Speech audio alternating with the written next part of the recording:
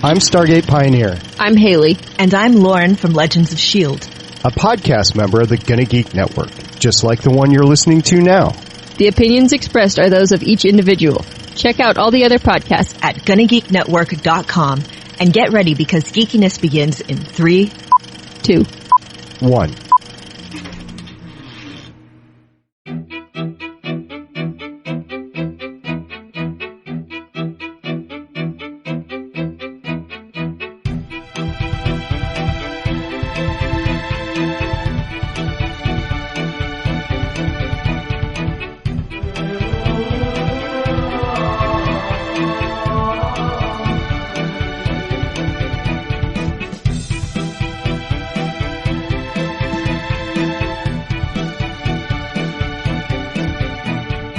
Welcome back to Tyrion's Landing. We'll be talking spoiler-free about the latest episode of HBO's Game of Thrones. And at this point, it doesn't matter anymore. Everyone dies. Seriously, Westeros will be a graveyard by season 7. Mark my words. I'm Jeannie, and joining me tonight, as always, is Rachel. How are you, Rachel? I'm pretty good. How are you? I'm good. And also joining us is Nikki as well. Hello, Nikki. Hello, ice cream filled people. No, we are not ice cream filled. That's the problem. I know. Tragedy. So let's get right to it. We're going to start with some fun news and links. It looks like Dothraki might be becoming the new Klingon. Now, we've talked about this before, but it's even more popular than it was before. People are not only getting tattoos and doing YouTube videos and everything else. They're writing David Peterson in Dothraki. They're, and people who aren't even fans of Game of Thrones want to learn how to speak it. Yeah, I saw that on Think Geek yesterday, along with it's basically an obituary book. So I kind of want to get both of those. Jeannie, can I have some money?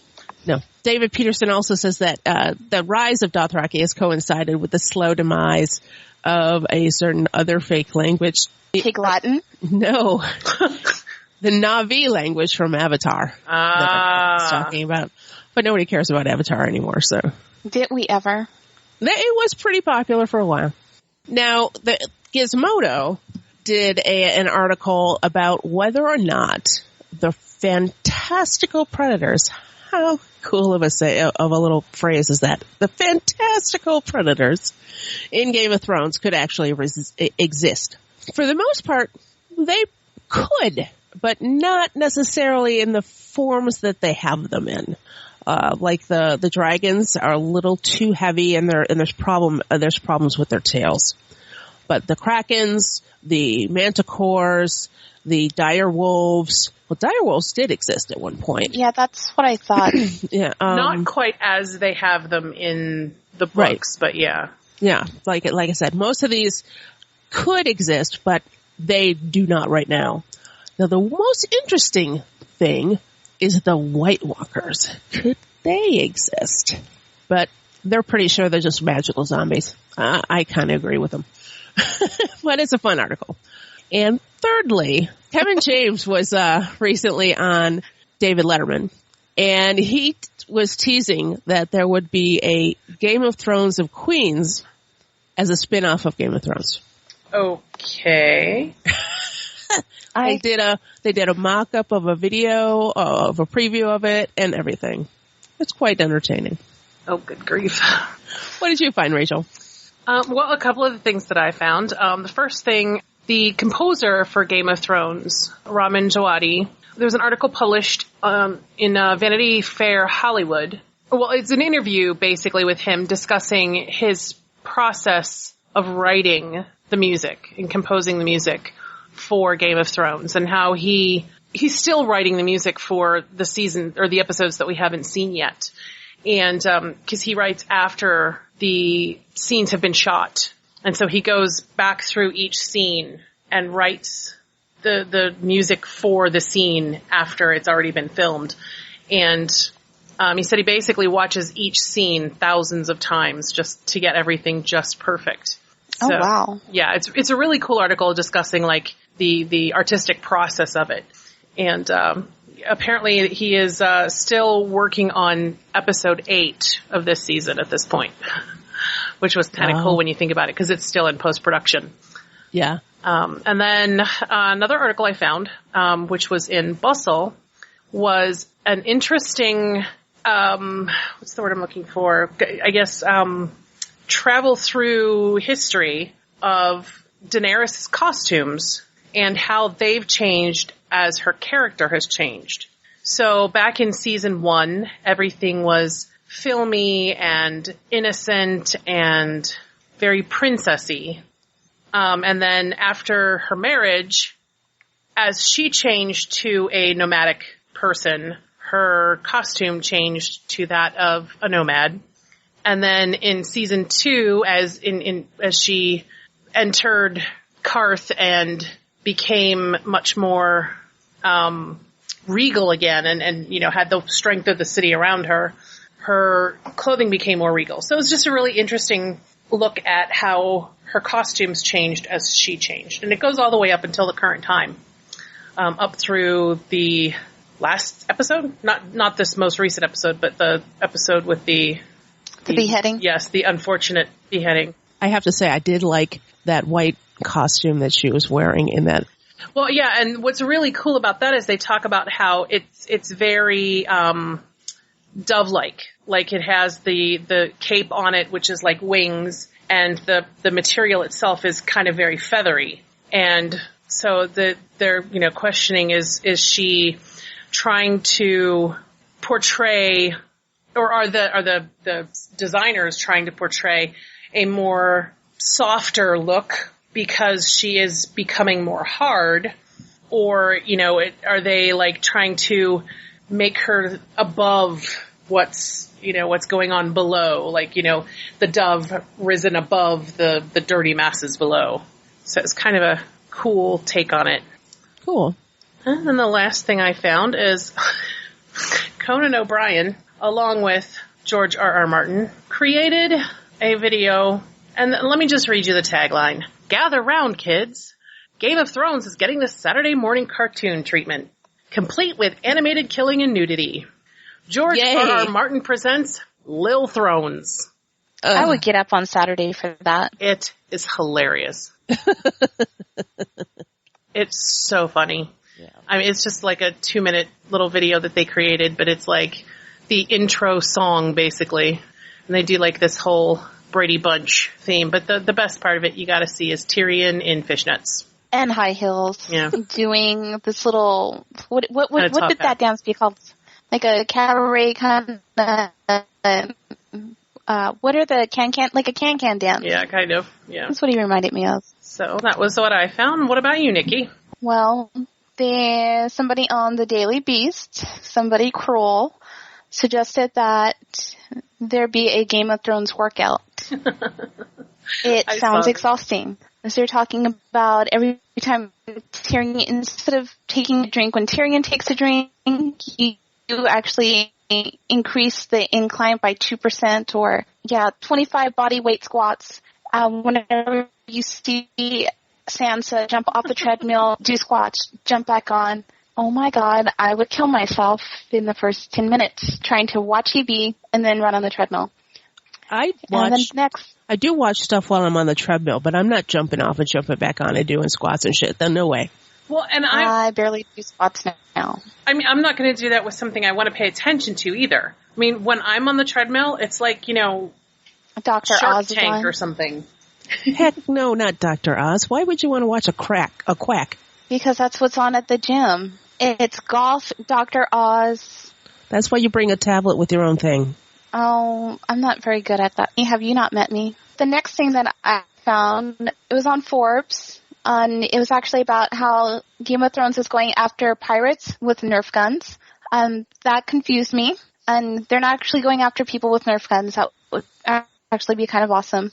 What they're doing is they're forcing your cable providers to basically send you those wonderful emails, or however they track you, saying that you've engaged in pirating, and they want you to stop, or they're going to cut your internet. So they're not really taking any legal legal action against anybody right now, but they did compare it to that case back in 2010 where there was I forgot how old she was. She was a young girl, and she put 24 songs on Kazaa and had to pay out $1.5 million in damages. So they're trying to get rid of people, but they're not really legally going after people, so that was their whole, you're nerf gunning the pirates. And the last thing that I found on here, which was actually kind of interesting, because it goes back to season 4, that Westeros does not have a central bank at all. This one was also on Forbes.com. They mentioned there were 3 characteristics that you need a central bank to have, which would be independent, long-lived, and dedication to the good. No, dedication to the public good. I'll spell that word. Basically, the only one who kind of fulfills that would be the Iron Bank, but they have no dedication to the general good. At the end of it, they did mention that maybe the Night's Watch should probably serve as a central bank, despite the fact that it's filled with rapists and murderers. What do they need money for? Oh, just to run shit. They could totally take over Westeros with the money. I imagine that George R.R. Martin has basically based it on medieval times, which there was no central bank in medieval times. The closest they had to that were the Knights Templar. Right. And the closest they have to it here is Bravos. Oh, my God. Bravos is going to kill them all. They're going to have the Iron Throne. But those are my links. Hooray. They all came from Forbes. Once again, they will be up on our Pinterest. So let's move on to the episode.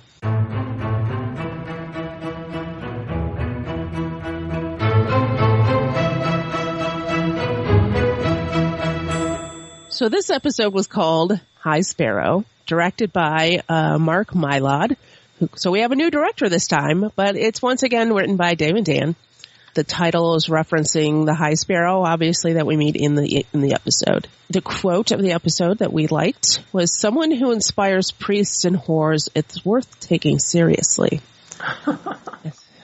Varies. Huh? I was just saying preach varies preach. Some of the fun tidbits. This episode marks the first time that Maisie Williams has had a costume change since the end of season 1. Woohoo! Now, if only we could get that furry thing off of Jon. Seriously? Never. Apparently, Maisie said in an interview that finally getting a costume change and even having a big scene in which she symbolically throws her old costume away was very cathartic.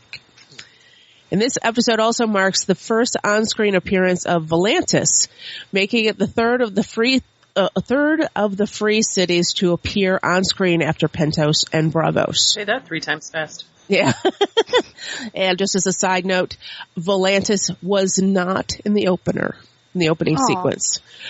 The wide shots of the Long Bridge of Volantis were filmed at the famous Roman Bridge of Cordoba, Spain, which then had the multiple stories of buildings digitally added to the top of the real bridge. Ah. And just as a side note, Rob's wife is also, or was, sad face, was from Volantis.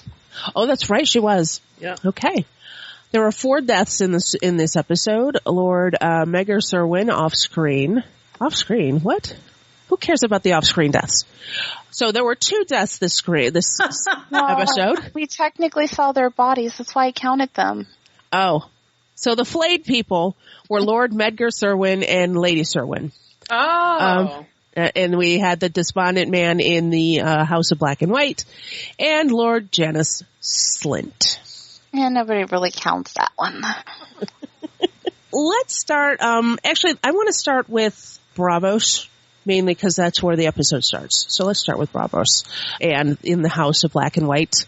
First of all, the House of Black and White, it's beautiful and terrifying, at least to me. What did you guys think of that, of the production value on that? Oh, it was very dark. It sounded very, like I imagined it to have a very, like, old, watery, musky, moldy smell to it. Just because of all the sitting water that's in the pool, the waters that's coming from that one statue that looks like she's crying or he's crying.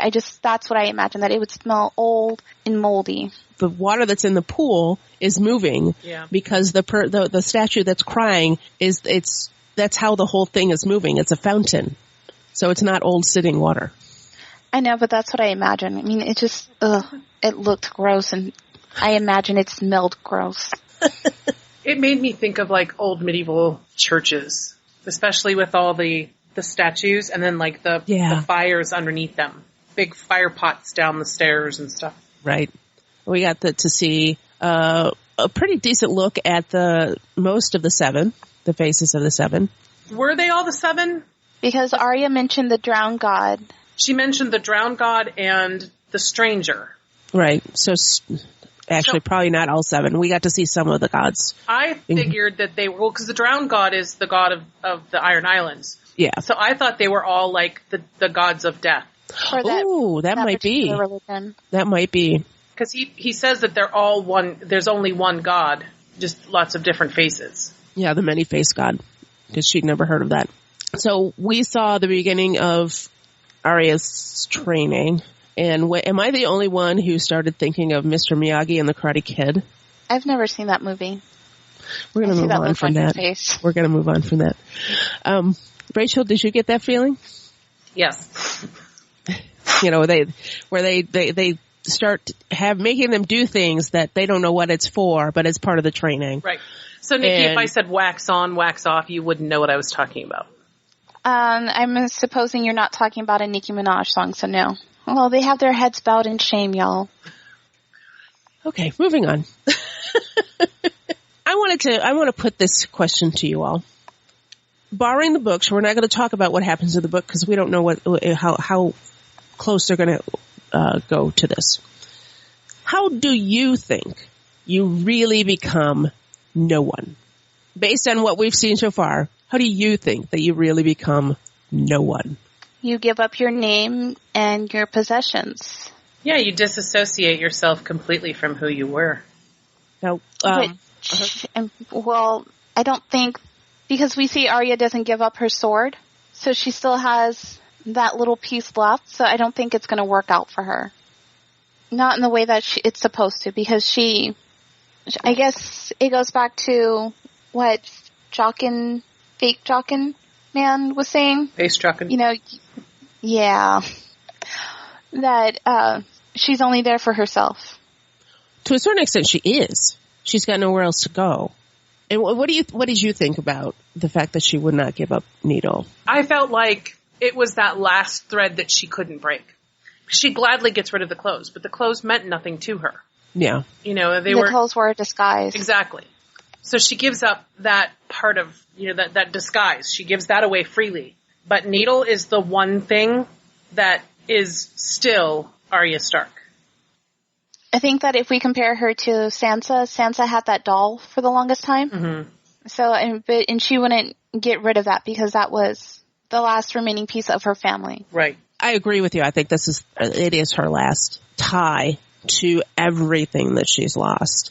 It's her tie to her father, her mother, her sister, her brothers, all of it. And it's all tied to that. And it's also the one thing that she could count on to keep her alive this whole time.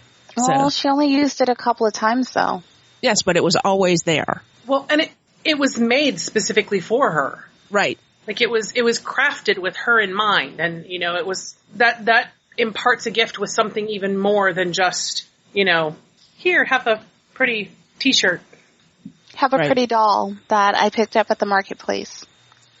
And I also have to say, there's no way I'd be able to watch a dead guy. I don't think I would either. All you Undertakers and everything out there, so much respect because there's no way I could do it. Keep in mind, though, this is a different time. Oh, I understand. Yeah. I still wouldn't be able to touch a dead guy. Had you been raised where death was a normal part of daily life, you probably would feel differently. No, I would be up there with Margaery and Cersei, living the high life. Yeah, I don't think so. And what did you think? What did you guys think of the waif? I mean, she was mean as hell. Yeah, she was mean. Definitely mean. Yeah, mean. Very mean. I couldn't figure out, because at this point, we know that you're supposed to be no one. Because that's what I guess we're going to call him the faceless man. That's what he tells Arya, you have to be no one. And it seemed like she was picking on Arya to be mean. Like when he comes in there and he's like, what are y'all doing? Oh, we're just playing. That's what you, like, you know how you're messing with your little brother. Right. And your mom comes in and like, what are you doing? We're just playing, Mom. That's what it reminded me of. Yeah, like she's being mean to be being mean. Yeah, she called it the game of faces. But I do get the feeling, basically her training is just starting. Well, that's not the feeling. That is what's happening. Her training is just starting, and she won't really understand what it means to be no one and to give up everything until she actually does. Yes, I agree. And we won't know until she actually does either. But let's go back to not Tyrion's Landing. Whew. King's Landing. The beginning. Cersei. Go to Tyrion's Landing? All the screams from Margaery while Cersei's on her way to the wedding. Oh, yet another wedding. I wasn't expecting this one to end so happily. I know, right? Okay. Was anybody else uncomfortable with that entire sex scene? Yeah. Yes. Oh my God. In fact, HBO Now froze, and I got stuck with Tommen's undeveloped chest, and I turned it off because I was like, I'm uncomfortable waiting for you to unfreeze with this kid's chest on my screen. I can see that. Winter is Coming asked on Twitter, Margaery began manipulating right after consummating the marriage. Do we think she actually likes Tommen, or is this purely about leverage? To which I said, it's a good question. I'm thinking she does like him, but he's the secondary consideration. And then Nikki came in and said, she's been manipulating them from the time that Joffrey died, which is true. Oh, yeah. But manipulation in this case has kicked into high gear. I think I feel like she's going to treat Tommen kind of the way that Lady Olenna treats her son. Not maybe that outright, oh my God, you're a fucking idiot, but here, let me, influence him, hey, this is how, after a while, she's putting the ideas in his head now, but now after a while, she's just going to come out and tell him, dude, just get rid of your mother. Just push her off a cliff or something. Well, I mean, that was already there, barely covered. But he's little Tommen, who plays with Sir Pounce. Right, so he's easy to manipulate at this point. She just has to appeal to his vanity. However, I think Marjorie's playing a very dangerous game. And she's very good at playing this dangerous game. But she's playing this dangerous game with Cersei. Has she forgotten that Cersei's threatened to strangle her in her sleep? Twice. That's what, when I was watching it last night, and after the scene in the garden, right, when Cersei, oh so delicately, makes her threat known, you hear, as she's walking away, you hear the girls start laughing. Right. I'm like, ooh, you probably should have waited till she was a little bit further away before outright mocking her. I kind of get the feeling that now that Margaery is kind of sort of in power, because she doesn't have all the power. I mean, Tommen hasn't come of age yet. So even though she's queen, Cersei is still running shit. And I think they kind of think their place is cemented now that they've been married and everything's been consummated. Oh, I'm sure she does, and I'm sure that that's what it was about. However, she's still underestimating Cersei. Big time. And that to me seems out of character because she has never underestimated anybody. Well, I mean, I think that because that's probably why she was trying to get rid of, or convince Tommen to get rid of her, send her back to Casterly Rock. Oh, I'm sure. But, because I was looking online this morning, and there were a couple of articles where they think that Cersei underestimates Margaery, and it seems like it's the complete opposite. It's Cersei, she doesn't underestimate her, but she's probably now out to kill her. Maybe not, the same way that she killed Robert, or, who else has she killed? Yeah, I think it's going to be a much more subtle way, but she knows that she can't just, if she has Margaery killed, the entire city of King's Landing will grieve for her. Because, they already love her. They chanted her name, not Tommen's name, during the wedding. Right. Yeah, but she wouldn't be the first queen that the people loved that died. Yeah. But I think that would also piss off the Tyrells. Well, yeah. Oh, it would. least, There's no thinking about that. That would definitely piss off the Tyrells. Yeah. I don't think her father would probably catch on to what actually happened, but her grandmother would, and would probably poison her. It's going to be, I told you, they're all going to die. I think that the dangerous game that Cersei is playing doesn't have anything to do with Margaery. Oh, are we talking about Twitchy on the table? What? She's talking about the mountain. Oh, no. Twitch The highest. on the table. Yes, because Alrighty then. His name is Twitchy. No, I was referring to her little discussion with the High Sparrow. Now that was an interesting conversation. That was a really interesting conversation. Yeah. I have to tell you, I like the High Sparrow. I do too. I don't. I think he's up to think he's up to some shit. Not maybe Melisandre up to some shit, but he's up to some shit. No. He's the most dangerous type of religious leader there is. Yep. He is a true believer in what he's doing. And he's altruistic. Yep. That's Melisandre is dangerous. And don't cross her. The High Sparrow, he's deadly. Because he truly believes in everything that he's going to do, and he's going to do it for the good of whatever it is that he sees. Hence the reason why I think that is the dangerous game that Cersei's playing. Yeah. She's playing to his beliefs. But she doesn't even realize it. She thinks she's manipulating him. Yeah. Well, no, I think she does realize that she is, but because he's, what is the word I'm looking for? I think it goes back to what you said, she's underestimating him, but it goes back to his appearance. Like it reminds me of House. Like, you know how House was absolutely brilliant, but he was just a dick, and he dressed horrible and never shaved, and he limped, and people underestimated him? That's kind of him. Like, oh, you gave away your shoes, you poor thing. No. Oh, you're feeding people. And then she's like, she sees him as naive and innocent. Yes. But he's not. No. Oh, no, not at all. He's not. But, and it's not, I see it a little bit different than what you're describing. What I see it as is she thinks, she can manipulate him by playing to all of these things, and he's one by one removing them from the table. You know, why don't you have any shoes? Because someone else needed them. Why are you doing this? Because someone else needed it. He doesn't care about himself. He cares about the people around him, which means she can't manipulate him, including telling him that the High Septon is in the dungeon, which essentially would be what he would want if he's after power, but he's not after power, which means she can't manipulate him because she has nothing to offer him. Nope.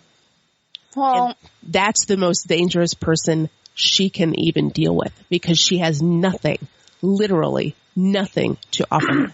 But she's still going to see him as a hope. A pawn. Yes. And she's going to try. And it's going to backfire on her so hard. Yeah. Oh, I can't wait to see it. But I kind of thought that why would you put the other, he was a pervert. And I really didn't need to see his ass in that one scene. Ew. But I kind of feel like she thinks that she can I can make you the High Septon, and then you can do everything that basically he's not going to want any power. That's what she thinks. Which he doesn't, but he's also... He doesn't want... a reformer. He doesn't want the kind of power she's talking about. You give him the ear of the country, you give him the ability to legislate the morals that he wants, you'll get it. But Cersei doesn't think along those lines. Cersei thinks about personal power. Whereas he is going to be thinking about power in regard to what he can do to save people. Right. Essentially, it would be like trying to put Jesus in power. Jesus undermined the Roman, the idea of Jesus undermined the entire Roman system. And he didn't have to fight anyone. And that's what she doesn't see what this is. That's what this is. Yeah. She could completely destroy the entire kingdom by allowing him just a modicum of power, by allowing him to have the ear of the people. See, I don't understand why she didn't think that he was any kind of a threat, because look at Lancel. No, I think she thinks he's a threat. She just doesn't understand the threat. That's why she's trying to appeal to him. She thinks that she can appeal to him and that she can manipulate him to do what she wants him to do. Because the High Septon... She should have just executed him. No. Well, no, because then you have a martyr, which is an even worse situation. When you have zealots and then you create a martyr of that nature, you've just completely destroyed yourself. You've lost. Yeah. Well, we kind of want her to lose, so... But let's move on. Oh, wait, before we move on, anybody else here jump when the mountain moved? Yes. Holy crap. I was expecting it because the way that they had framed it, you know, you have Qyburn, is that how you say his name? Qyburn. You have him on one side, and then you can clearly see thank you. You can clearly see the other body, and it's like, he's going to do something. He's going to do something. He twitches! And I still jumped. I didn't expect it at all. Because, like, seriously, I looked at Steve and I'm like, what the fuck was that?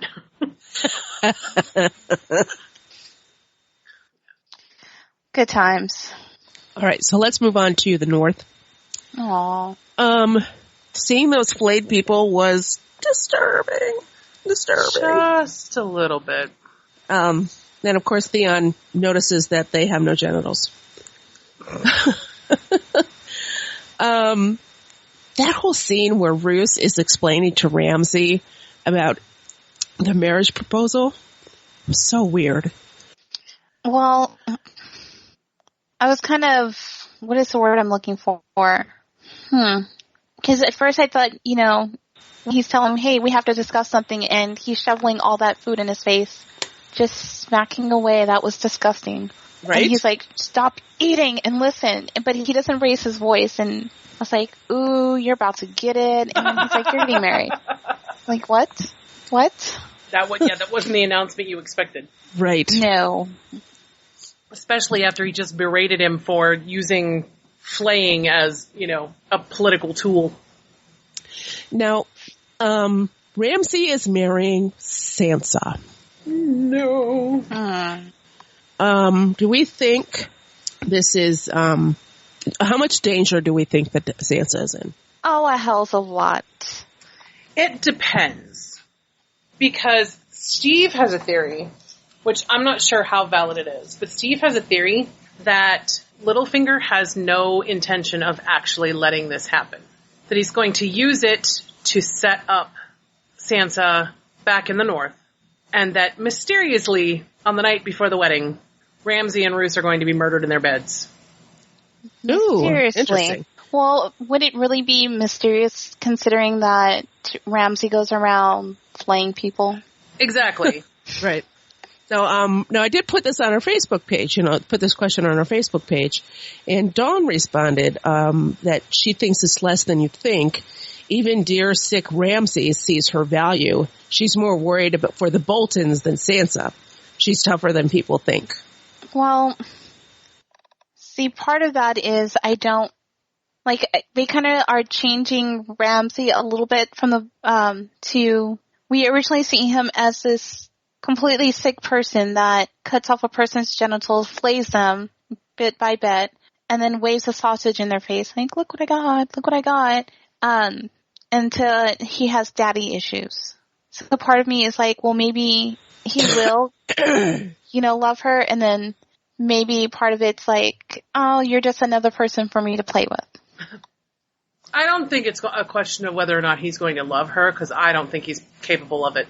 But I can see that, he may be fascinated by her simply because she is different and manipulative, and I don't think he'll be able to control her. Not in the way that he's expecting. Right. I mean, she's dealt with Joffrey.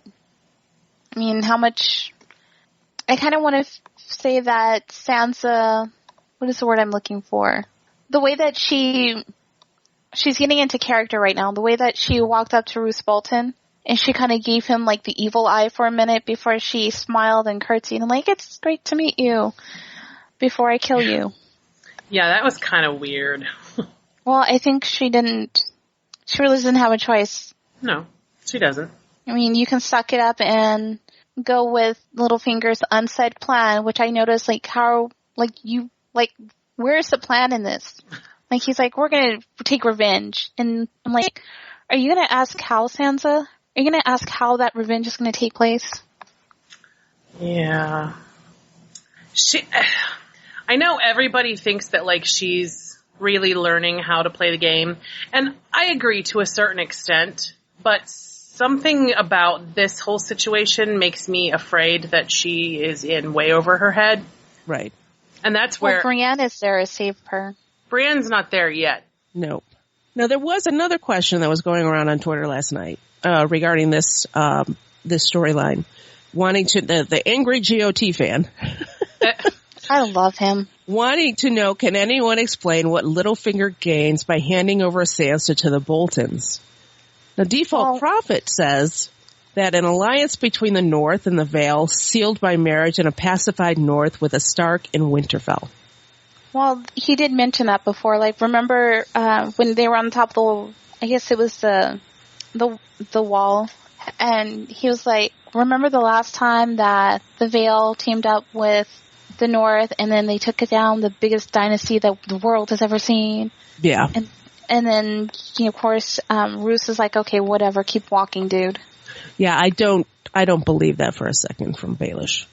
I think he's trying to appeal to Roose and his ambitions, but I don't buy it either. Well, I mean, he has this I don't remember who it was on Twitter that I mentioned that to. Somebody said, that he can't see his end game, there's no end game with Littlefinger. But I think there is. But he can see, like, he knows where he needs to go, but he's kind of lost in there trying to navigate through all these trees and move all these pieces around that. Well, he's already said that he's looking for chaos. He wants to destroy the entire kingdom. Well, so that he can get on the Iron Throne. No, I don't think he wants the Iron Throne. No. I think he wants his little fiefdom and everybody and control that, and everybody else basically wipe themselves out while he waits and watches. Yeah. Some men just want to watch the world burn. Exactly. And see, and what bothers me is the conceit of Littlefinger when he's talking to Sansa and convincing her to do this is he's right. She has... This is her best position to be in to avenge herself and her family. And that just bothers me. Well, absolutely. And I think that's why Steve's theory could hold water. Because if she's in Winterfell and the Boltons somehow mysteriously die, who's to stop her? Well, there's already one person who's gone up to her and called her Lady Stark, I think. She's been told, welcome home. Yeah, that's it. Yep, and somebody told her, the North remembers, my lady. And you know what? That's pretty ominous. Yes, it very much is. That's why I don't think Littlefinger himself will have to lift a hand. But a whisper in the right ear, and the entire Bolton support staff is gone.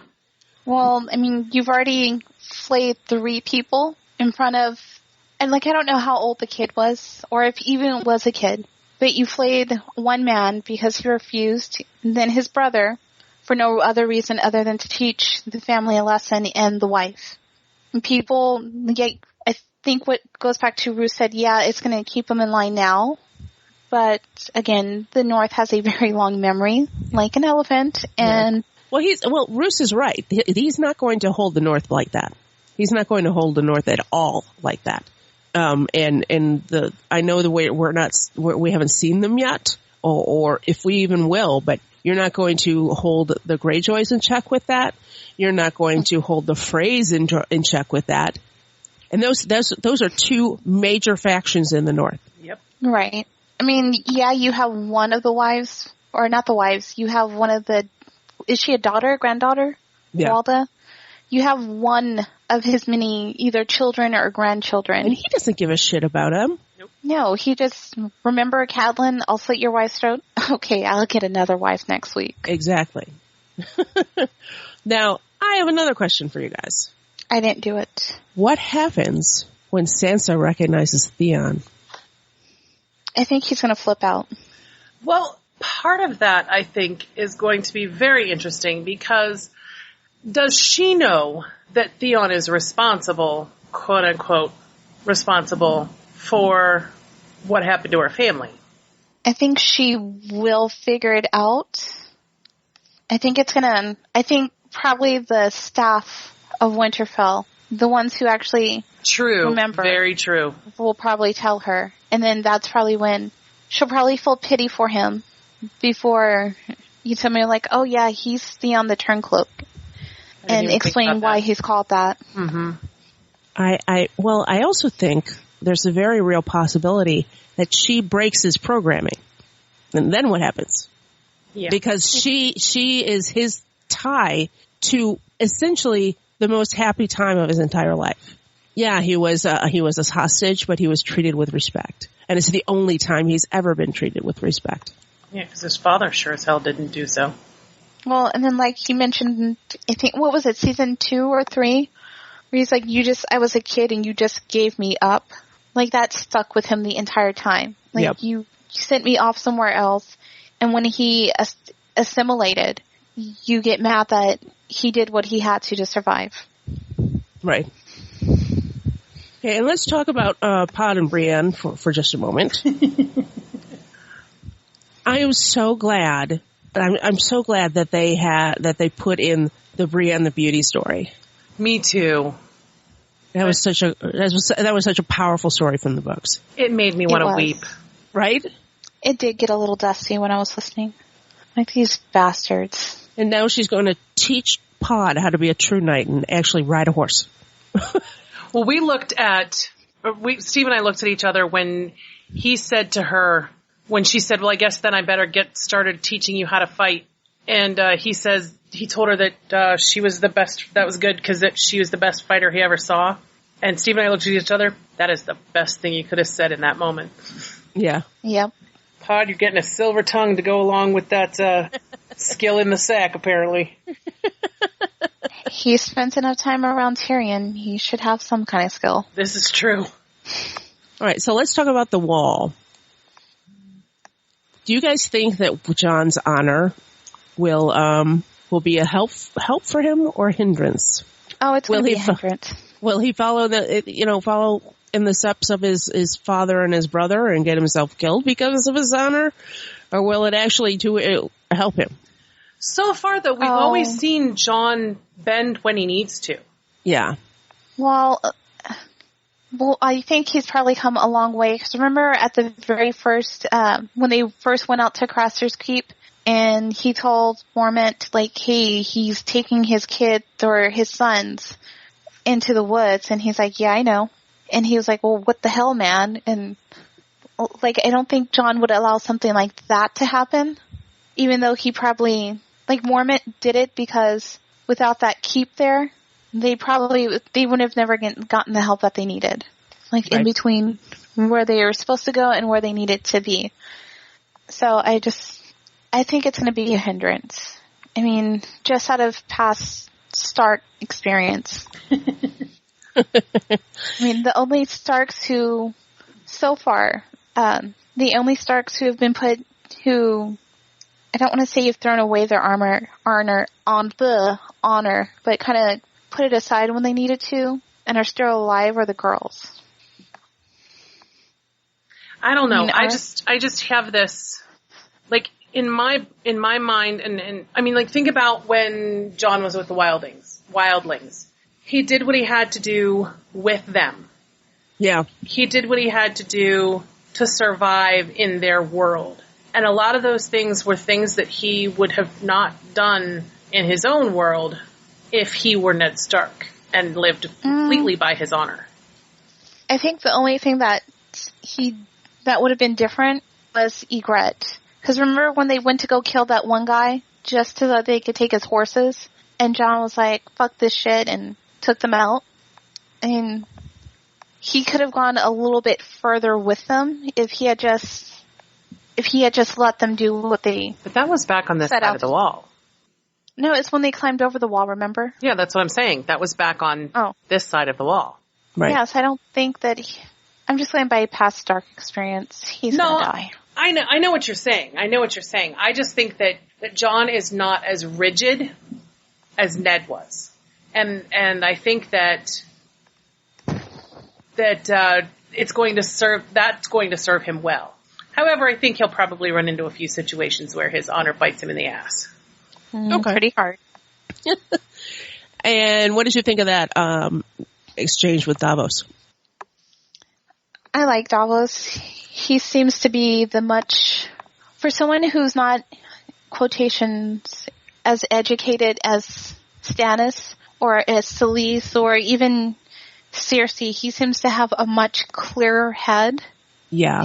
And he can, he doesn't go in there and, do what I want because I'm the king and you do as the king says. He goes in and he kind of breaks it down like, hey, A, B, C, and then Jon still says no. Well, yeah, because he argues his point from a strategic point of view, not because I'm the king and I think you should bend the knee to me and do what I tell you to do, which is Stannis's method in all things. I thought his argument was persuasive. Davos, anyway. Yeah. Yes. Especially using the oath in his argument. That was very good. So, after that, we see Jon start to assign positions to the Night's Watch. What did you think about making Alistair the first ranger? I think he did it basically the way that Stannis. I just wish he would stop listening to Stannis sometimes. But he don't keep your enemies close because they're going to stab you. So yeah, go ahead and start sending them out. And I think that's why he did it. You still give him a high enough position to honor him, but he's not there being a thorn in your ass. See, I thought exactly opposite of that. I thought that he gave him that position in order to keep him close. Not necessarily physically, but mentally close. Because that is a position of honor. Yeah. They listened to the first, I thought so as well. They listened to the first ranger. And the first ranger, yes, he's out, he goes out on missions and stuff like that, but he works very closely with the Lord Commander. Yeah, that's exactly what my... He's essentially his right-hand man. And then, of course, we had Janos being assigned to the Grey Guard. Maybe if he hadn't been hiding with the women and children. I think that the best part of that was just that he just would not shut up even when everybody around him was telling him to shut his damn mouth. Right? Well, I think it's going to go back to him being I was in the King's Guard and I did this and I did that and I'm so awesome and I'm older than you and I should... Yeah, he has important friends at the Capitol, but I think the revealing thing that the most revealing thing that he said was what he said just before he lost his head. I'm afraid. Yes. I've always been afraid. All of that talk is the talk of a man who's afraid. Right. Oh, but good news. My cousin who's 16, this was her first beheading scene. Oh. Yay. Yay. Oh. Did you throw a party? She was no, she walked down. She's like, this is gross. It's I haven't even raised you right. It was almost kind of eerie how well it mirrored that very first scene with Ned. Absolutely. Jon is very much his father's son. So let's finally talk about Volantis. Oh, Tyrion, you ended our road trip. Well, first of all, Tyrion's supposed to be in hiding. So what's the first thing that he does? Tells the girl in the brothel everything she needs to know to figure out who he is. Right? Well, hello? He's in mourning. No. But he's not an idiot. And this time he acted like one. Yes, he did. I think because he thought maybe he's so far from Westeros, that'd be okay. And I'm pretty sure he was probably extremely drunk. That was his original argument, was that he's just another drunk dwarf. But when you start saying that you used to be a very important man and that you used to have money and I always pay my debts, yeah, he's far away from King's Landing and Westeros. But seriously, I always pay my debts. Everybody knows that about me. Yeah, it's not that hard to figure out that that's a Lannister. Well, I think he was probably thinking her as a whore, wouldn't know, but he kind of forgot that there's other people in the background that do know and are probably listening. Now, the Red Priestess was pretty interesting, too. I love her so much more than Melisandre. Well, that was creepy, though. I think that's probably why. But she seemed like she didn't seem, what is the word? She didn't seem as creepy as Melisandre until she looked at Tyrion, and it just seemed like she was out there, preaching hope, like, hey, the Dragon Queen's going to come and get us or save you. And then she saw Tyrion, and this whole religion of R'hllor is creepy. Yes. Just a bit. But we end with Tyrion getting kidnapped by Jorah, and he's going to take him to the Queen. Did you guys not catch Jorah and when they were doing the sweep through on the bar? Oh, yeah. I was like, it's Jorah! Yeah, so did I. Yeah, and then he kidnaps Tyrion, and he's going to take him to the Queen. Which one? That's what I was going to say. The question is, which Queen? Yeah, we actually put that on Twitter. It's like, the Queen? Which one? But I think he's probably he's in love with Daenerys, so I think he's gonna, look, I have the usurper's brother-in-law. Take me back. Maybe. But at the same time, he could see him as being his ticket back to some honor in Westeros. Because, he's Dany made it clear in no uncertain terms. Yeah, and he's been in exile from King's Landing, but bring back the Queen's brother, who everybody is looking for. The question is another question because Varys made it very clear that maybe he does have his little, what are they called? His little birds. He made it very clear that you shouldn't leave because everyone's looking for you, and he kind of made it seem like it's wide and far. And Tyrion just kind of blew it off and like, well, we're in Volantis. So do you think that she actually spread word across, the narrow sea, like, if you find a dwarf, bring him to me? Yeah, so that's the question, has Volantis heard about what happened to Joffrey and the fact that he's wanted? That's the question, Because otherwise Tyrion is worthless. If he doesn't know, the only person he's of any use to is Dany. Right. Well, which is why I was thinking, because Tyrion seems so sure that, there's nobody in Volantis. We're so far away. And Varys is like, well, better to be safe than sorry. And the only person to actually bother him was that guy who wanted to rub his head. And then, of course, Jorah. Those were the only two people who even bothered with him. Even after I always pay my debts. It only takes one. True that. Well, and I don't think Viserys, where did that come from? I don't think Varys was the only one who had a spy network either. No. He just had a very good one.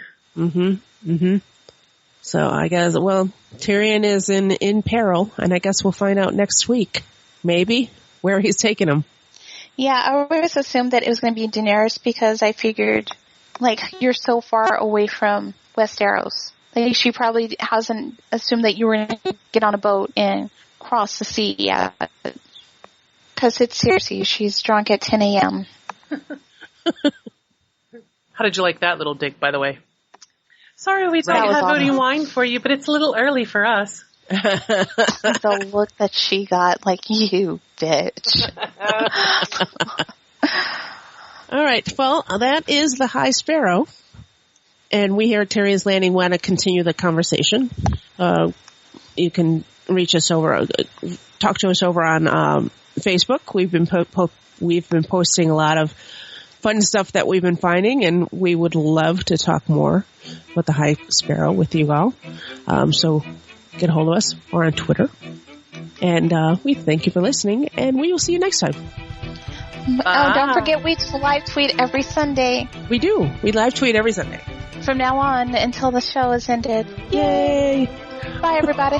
This week on the Gonna Geek Network, Jay and Haley from Gallifrey Public Radio invade Dallas, Texas, along with hundreds of other nerds from the Lone Star State and all across the Southwest for the second installment of Who Fest, a local Doctor Who convention. Find out what happens when the studio door is left unlocked and the nerds are released into society. The music used in Tyrion's Landing was created by our friend Kier Hansen.